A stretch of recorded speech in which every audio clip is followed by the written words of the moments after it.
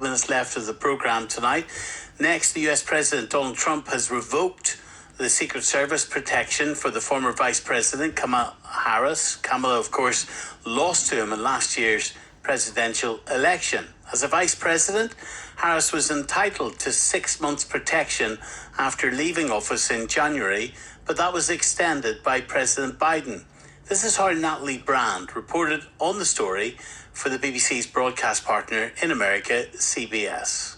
White House officials confirm this move and note that typically a former vice president receives only 6 months of security protection by the Secret Service. That's actually written into statute. But our Nicole Skanga, of course, Department of Homeland Security correspondent, digging into this, notes that in recent administrations, because of this heightened threat environment that officials live in, typically details can be extended. Well, sources telling CBS News that a threat assessment was conducted and that nothing alarming popped up or warranted an extension here, although important to note that before leaving office, former President Biden had signed an executive order to try and extend Harris's detail for 18 months.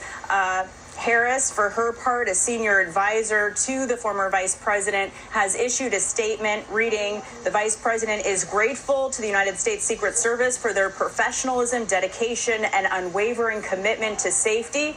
We'll have to wait and see if they have anything more to say, especially as the former vice president is about to embark on a nationwide book tour. Well, Barry Donadio is a former US Secret Service agent. Hello, Barry. How you doing? Thanks for having me again. Great to be with you. Nice to talk to you, Barry. So how much danger does this put Kamala Harris in? Well, I would assume that if the Secret Service felt that she was in danger at this juncture, that they would put in some kind of a request to keep it going. Actually, I'm quite surprised she had it as long as she did. And I want to go back to my days with Bush and Vice President Cheney. And if my memory serves me correctly, I want to say that literally right when he was out of office, I think they dropped coverage literally right away. Now, that could have been by his doing. He may have said, hey, I don't need the detail, but I could be off a little bit, but I don't remember them protecting him for any length of time, certainly not 9 months. Now, exactly what's being reported, like if there is certain threats to her, they can extend it. We see that Biden extended the coverage, and he's not the president now. President Trump is president, so he's elected to remove that. So I would say she's okay. I mean, there's really, if they're going to drop the coverage and there's no protest from the Secret Service, then they would make an assessment that it's okay at this point. And we have to remember she was a vice president, and yes, a presidential candidate. But, even if you're a presidential candidate, if you lose, your Secret Service protection goes away literally overnight. If you lose, in the case of when John McCain tried to run for president, I was on his campaign as well. And, they lost the election. And really, I think within 24 hours that terminates, and that would be it. How does that stack up, though, from a common sense security point of view? Someone can hardly be a legitimate target and the next day not be. No, I agree with you there. It's hard to rationalize, but they're also dealing with information and intelligence that you and I don't have. So they're making an overall threat assessment. And, also what comes into play, which maybe people can't rationalize, but budget.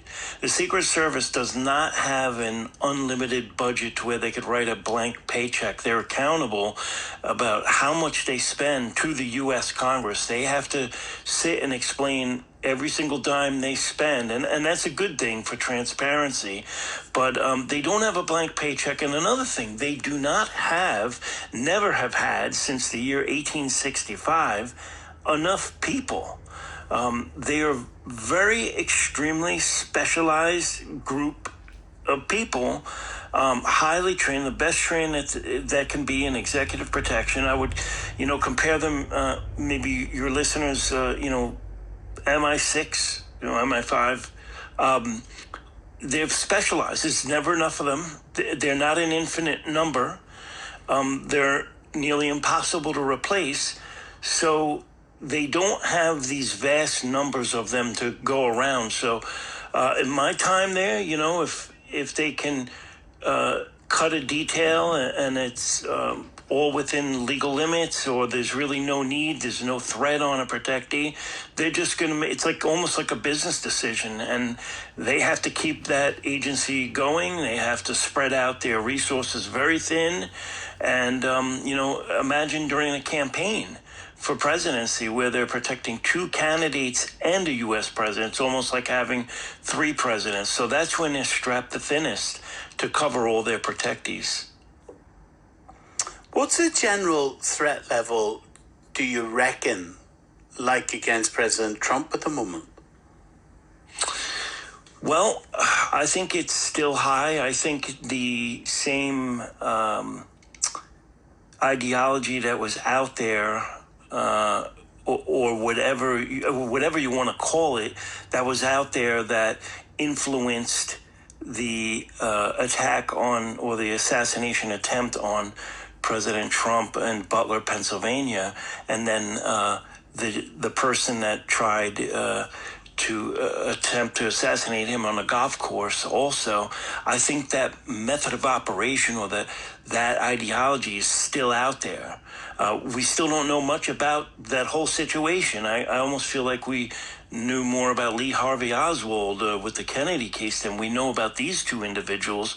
I'm interested to hear more and know more about those two and see what was motivating them. But he's a lightning rod for this. He's probably the most famous president the United States ever had as far as media attention. He gave a 3-hour, cabinet meeting hearing, or cabinet meeting to the press, and that's unheard of for the U.S. presidency. He's on television every single day. So with that, it becomes a magnet to people that might have issues, mental health issues, or that just dislike him to the point to where they may resort to violence and do something against him. Has there been much change within his close protection team since the incident of the bullet grazing his ear?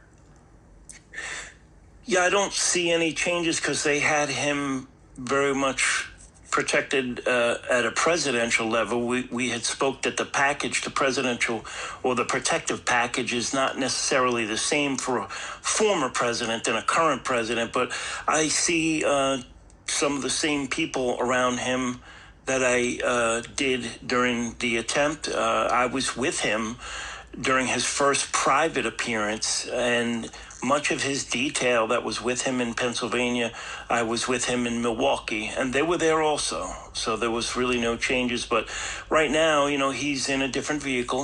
We see him in the big limousine they call the Beast. So that's an upgrade to the situation he was in Butler, Pennsylvania. And he's, airspace is controlled wherever the U.S. president goes. So there's many other things that are included that is not there for a former president or somebody that's running for president, and a vice president. You say, Barry, that you've been with him. Is he compliant with his detail? His protectors, with his detail? Yeah, I don't get the sense Trump is compliant to anybody, but is he with his detail? He's very pro law enforcement. Obviously, Secret Service is law enforcement.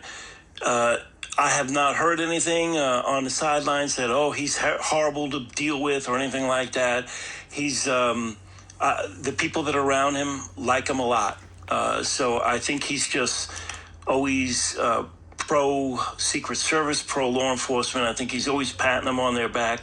He respects them. He defended, as I did, the female Secret Service agents that were protecting him. I know they took a lot of criticism for the perceived shortcomings that they had at the Butler assassination attempt, but he came out and defended the Secret Service female agents. I thought that was very honorable for him to do. So, no, I think he's compliant. I don't see his detail doing anything out of the ordinary than anything I've experienced with President Obama or President Bush during my time at the White House. And finally, we've only got a minute left, Barry. It must be difficult for a young man like Barron to have a detail and be the age he is and have the life of a young person that he wants to have. Yes, I always, even for a president, it's almost like they are, their lives aren't theirs. You belong to the people of the United States. There's certain things you can and can't do. I imagine he's telling his protective detail what his plans are for the day so they can make sure that they're protecting him correctly. Maybe no more sneaking out or something, that maybe young people would be doing, as you can imagine. So it is a huge life change. But him being in the status that he was in before, very rich. So I think he maybe used to that already. Yeah. Thank you, Barry. Thanks, everyone.